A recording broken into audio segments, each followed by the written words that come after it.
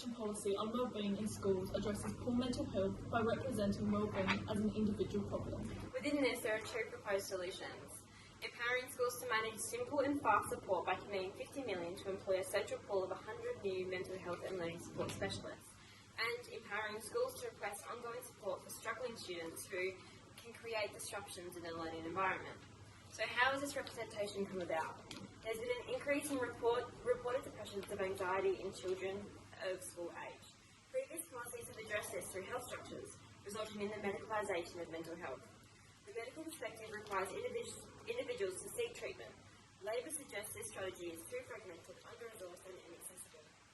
Labor's wellbeing policy still places responsibility on the individual, resulting in continued fragmentation of government efforts. The policy now reflects the National Children's Mental Health and Wellbeing Plan, which sees mental health as a linear continuum from unwell to well, a distinctly medical view. Thus, the policy has come about from the failings of a downstream approach requiring educators and children to request services. By placing responsibility on individuals, policies are also cost-effective for neoliberal state governments. Hence, the ongoing individualised solutions to increase rates of disruptive classroom behaviour. So what is left unproblematic and where are the silences? The Labor government has not problematised that wellbeing is affecting children on a macro level.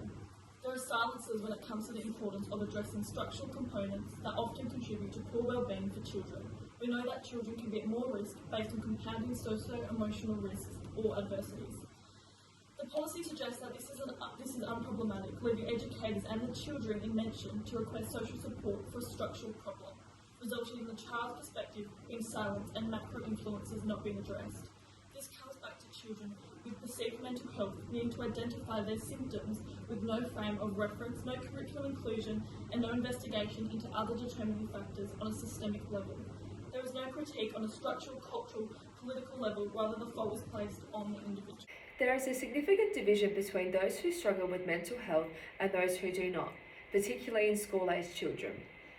Those who suffer from mental health issues such as anxiety are often othered or are told they are overreacting or being dramatic by peers or adults. Due to constant and ever-changing societal pressures, children feel the need to often overexert themselves and can become obsessed with their school results. Costello 2003 found that by the age of 16, 0.99% of children had experienced an anxiety disorder, and 9.5% had experienced a depressive disorder. There are numerous forms of anxiety that a child can experience. This includes, but is not limited to, separation anxiety, obsessive compulsive disorder, GAD, and social anxiety.